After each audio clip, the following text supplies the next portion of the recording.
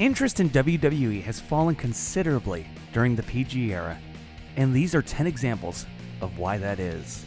The 10 worst storylines of the PG era. Little People's Court. WWE have always loved using little people as comedy relief, and it was never more present than in this time.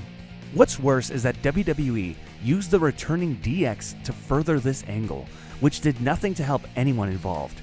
No one found this angle entertaining in the slightest, and it only reinforced the message that Vince McMahon finds little people funny. The formation of the Golden Truth.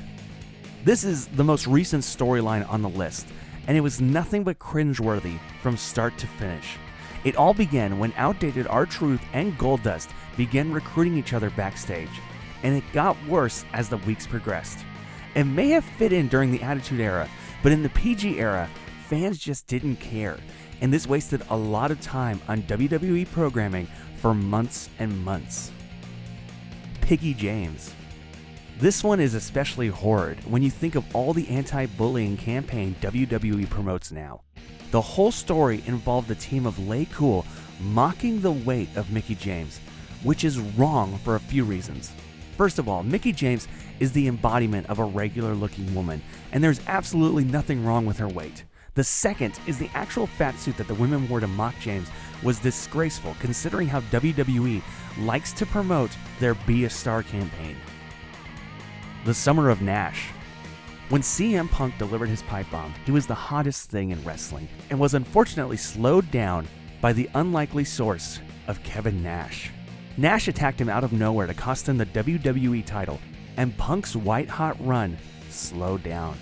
Then came a whole summer of boring Nash promos and odd matches when fans wanted to see CM Punk ascend to the top of the wrestling world. I Wish You Died in the Womb. Not only was this a cringy, terrible moment, but it was followed up by a horrid storyline. Nikki Bella had turned heel on her sister Brie to help Stephanie McMahon win at SummerSlam, and fans were eager to hear why. What we got was a terrible segment that was meant to come off as brutal and heartbreaking, but was received with no emotion at all. They then abandoned the storyline out of nowhere, and the Bellas were again a heel group, forgetting all the work they had done up to this point. Embrace the Hate.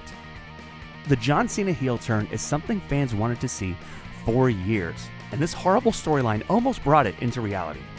Kane was one of many who attempted to bring the heel side out of John Cena. But by story's end, Cena prevailed at the expense of rising star Zack Ryder. The predictability of the outcome was especially obvious, and it annoyed many fans who thought Ryder was getting the push he deserved. The Nexus Burial.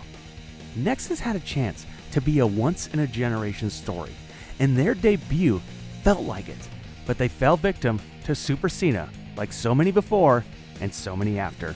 Their debut was huge as the group of angry rookies tore up the ringside arena in a surprise attack, and it was all downhill from there.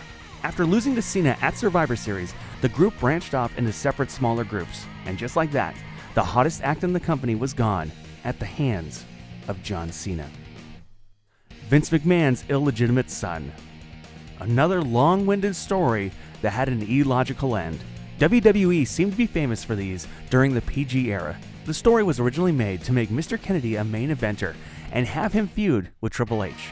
But a suspension turned this story completely on its head. WWE announced that it was Hornswoggle, and then later tried to continue the story by saying that he was Finley's son. It was a mess all around. A very good bad year. After his loss in the once-of-a-lifetime battle with The Rock, John Cena had the worst year of his life. And what a bad year it was.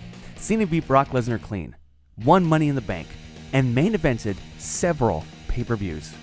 To make this bad year worse, he won the Royal Rumble en route to main event WrestleMania 29. If executed well, this could have been great. But once again, WWE's poster boy wasn't used correctly, and it ruined a storyline. Raw's anonymous GM.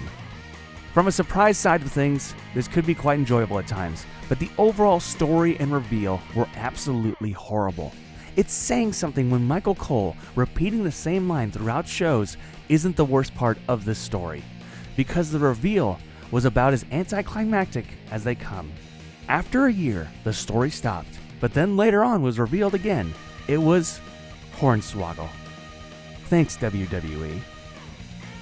Don't forget to like, share, and subscribe to The Sportster, and remember, WWE isn't always bad, so stick in there, and you might be entertained.